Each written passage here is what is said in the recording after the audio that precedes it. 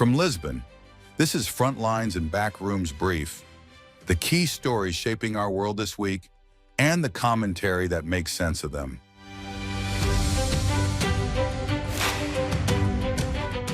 Good evening, this is the Frontlines and Backrooms Brief. This week a bit different. The next 15 minutes or so will pass through 2025 and analyze what we can expect from 2026. And what a year was 2025. Every time we thought it could not be bloodier, it was. Crazier? Well, lots of surprises in that box. More divided? No surprises there. We jumped 3 more steps to show we can be more divided on important issues, but on stupid ones as well. Yet we are still here on this beautiful planet of ours, perhaps a bit more nervous, but also hopeful that 2026 will somehow bring some sense to the world. And while the champagne bubbles still tickle your nose, let me tell you, it will not. But we are not doomed. Yet. So instead of a year in review, think of this as a forensic report, from the wreckage of a collision between years, to trace fractures, smell the cordite, and map the storms gathering for 2026.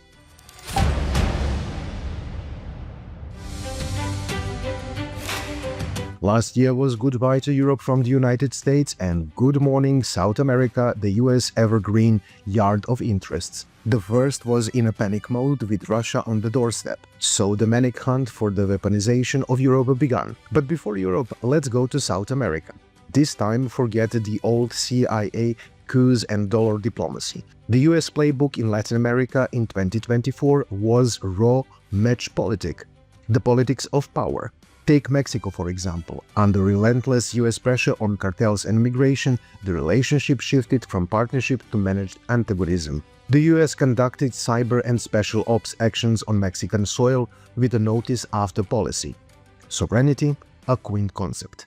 In Venezuela, after Biden administration provided sanction relief for a bit more fairer elections in the country, President Trump took another turn. A military buildup in the Caribbean Sea. Why, according to the President of the United States, Venezuela exported Tren de Aragua, the criminals from Venezuela, as well as tons of various drugs. So what's more logical than to wake up the whole might of the US military force, including the aircraft carrier USS Gerald R. Ford, send it next to the Venezuelan shore and bomb, well, fishing speedboats. But it's not all about the drugs. There is something in the oil. President Trump wants back assets seized from the US oil companies years ago, justifying his announcement of a blockade against oil tankers traveling in and out of Venezuela. Honorable mentions are Brazil and Colombia. In Brazil, President Trump directly sought to influence a court ruling in the case of ex-President Jair Bolsonaro, who is now serving a sentence for plotting a coup after losing the 2022 election. So much so that the United States sanctioned Brazilian Supreme Court Judge Alexandre de Moraes. Those sanctions were lifted in mid-December. President Trump has previously described the investigation into Bolsonaro as a, quote, witch hunt, introducing 50% tariff because of it. Once united in their fighting against drug trafficking, Colombia and the United States cooperated closely, with the former receiving hundreds of millions in US military aid annually. But now the alliance appears more fragile than ever. The leaders, left-wing Colombian President Gustavo Petro and Donald Trump, come from opposing ends of the spectrum and have clashed frequently. In October last year, tensions peaked when Trump accused Petro of encouraging drug production and announced the suspension of payments and subsidies. The message to South America and its biggest neighbor, Mexico, is clear. Your sovereignty is negotiable, based on our immediate needs. This isn't hegemony, it is transactional imperialism, and is breeding a deep, resentful backlash that Beijing and Moscow are all too happy to exploit.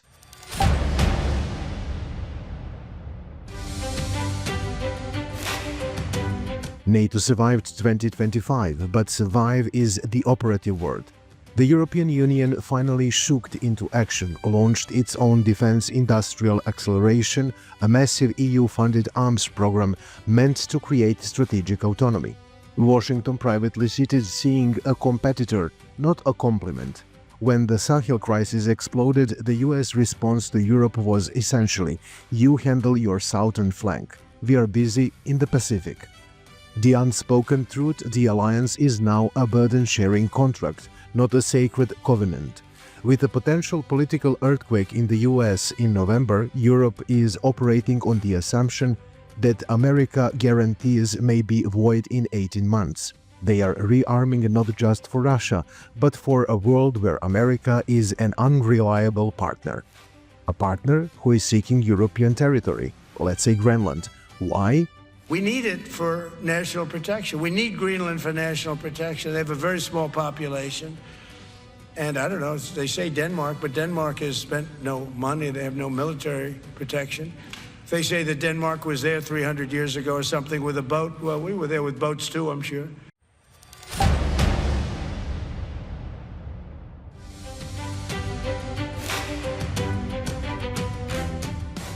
Last year, the war in Ukraine didn't explode, it calcified, a grinding high-tech stalemate. Ukraine's F-16s finally arrived, challenging but not breaking Russian air power. Moscow answered with brutal glide bombs, gaining inches in the east at a horrific cost. Ukraine won the Black Sea, sinking another Kremlin warship, but on land, Russia's electronic warfare thickened, scrambling Ukraine's drone eyes. The West's delayed aid prevented collapse, not breakthrough. Then the political shockwave, Donald Trump's declared peace plan, a swift unilateral ceasefire tied to frozen front lines, negotiated from what he calls a position of strength. Allies in Europe recoiled, calling it a capitulation dictate. Kiev labeled it as a recipe for a temporary Russian garrison. The drama overshadowed the G7 and NATO summits, injecting volatile uncertainty into every future aid package. 2025 ended with the military stalemate hardened and the political ground shaking. The expectation from the US administration was to deliver a ceasefire by Christmas. It didn't happen, with Europe ready to buy weapons from the United States and send them to Ukraine. Europe must be responsible for its own security. This is not longer an option, this is a must. And we know the threats that we face and we will confront them. This means we need to be ready. We have to develop and deploy new capabilities so that we can fight a modern hybrid war. Here again, we are moving mountains. After decades of underinvestment, we are turning a corner. We're transforming our defense industrial base into one that can deliver cutting-edge technologies and fast mass production in the cauldron of war.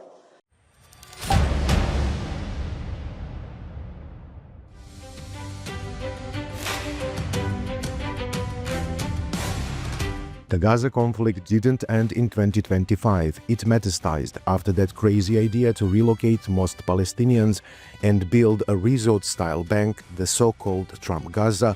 The protected, horrifying stalemate finally broke, not with a clean two-state solution, but with a tense Egyptian-Qatari enforced quasi-truce that nobody believes will hold. The real shift, the regional chessboard rest. Israel, more isolated than ever, now leans harder into a de facto military alliance with Gulf monarchies against a common foe, Iran. But here is the twist. Iran, emboldened, achieved the latent nuclear capability, a threshold status they now brandish as the ultimate deterrent. The US, budged down and looking inward, has effectively outsourced regional containment to these shaky Israeli Gulf Essex. The result? The Middle East is a powder keg with two fuses, one in the occupied territories and another in the Strait of Hormuz. 2026 promises not peace, but colder, more dangerous and nuclear-tinged standoff.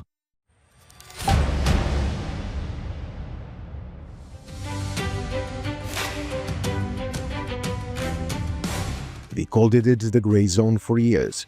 In 2025, the gray turned to iron. It wasn't an invasion of Taiwan. It was something more surgical, a demonstration of dominance through exhaustion. Sustained cyber assaults that didn't just steal data but erased it. Drone swarms over Kinmen so dense they showed up on weather radar. And those routine naval exercises. They became de facto blockades, strangling critical chip shipping lanes for weeks. The response from the United States, Japan, Australia? War games so vast, with live fire components so real they ceased to be simulations. They were rehearsals. 2025 taught us the first major lesson. Deterrence in the Pacific is now algorithmic, drone-based, and terrifyingly autonomous. The tripwire is no longer just troops. It's a line of code in an AI targeting system.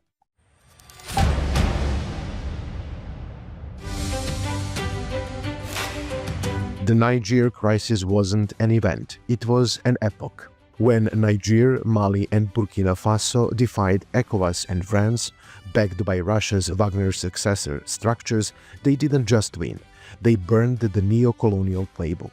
This isn't simply Moscow's victory. It's armed African agency, fueled by uranium, gold and rage. The Essex will expand.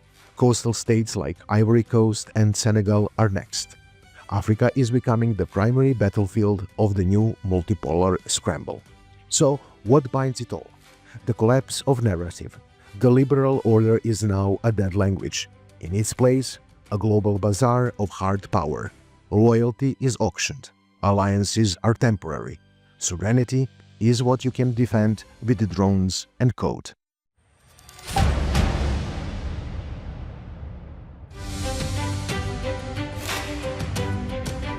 So, what to expect from 2026? The end of the world?